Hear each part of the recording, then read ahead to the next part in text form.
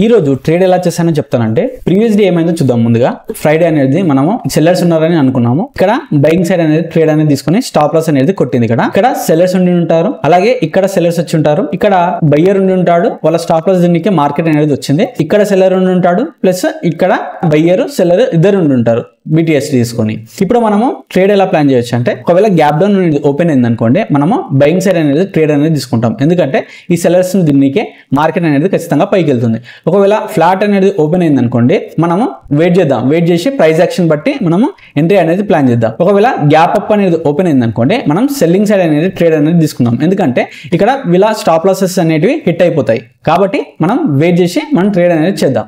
ఇక్కడ చూడండి, మార్కెట్ అనేది ఇక్కడ ఓపెన్ అయింది, గ్యాప్ అప్ అనేది ఓపెన్ అయింది. ఇక్కడ ఏమైతుందంటే, ఇప్పుడు ఇక్కడ ఉన్న సెల్లర్స్ అనే వాళ్ళు వెళ్ళిపోయి ఉంటారు. ఫిబ్ అనేది డ్రా చేసుకుంటున్నాను. ఇక్కడ 50% జోన్ దగ్గరికి మార్కెట్ అనేది వచ్చింది. కాబట్టి ఇక్కడ నేను ఎంట్రీ అనేది సెల్లింగ్ సైడ్ అనేది ప్లాన్ అనేది చేస్తాను. ఇక్కడ మార్కెట్ అనేది కింద పడుతుంది. ఇక్కడ ఒక స్ట్రాంగ్ రెసిస్టెన్స్ గిట్ ఉంది.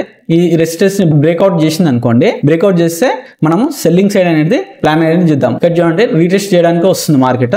ఇక్కడికి వెళ్ళి మార్కెట్ అనేది ఖచ్చితంగా కిందికి వెళ్ళాలి. ఎందుకంటే పైన సెల్లర్ అనేవాడు లేడు కాబట్టి ఖచ్చితంగా మార్కెట్ అనేది కిందికి రావాలి. ఇక్కడ నేను ఒక రెడ్ కలర్ క్యాండిల్ చూసి నేను ఎంట్రీ అనేది ప్లాన్ చేస్తాను. ఇక్కడ ఒక రెడ్ కలర్ క్యాండిల్ అనేది ఫామ్ అయింది. ఫామ్ కాగానే నేను ఇక్కడ ఎంట్రీ అనేది ప్లాన్ చేస్తున్నాను. ఇక్కడ చూడండి, నా స్టాప్ లాస్ అనేది ఈ రెసిస్టెన్స్ పైన అనేది ఉంటుంది.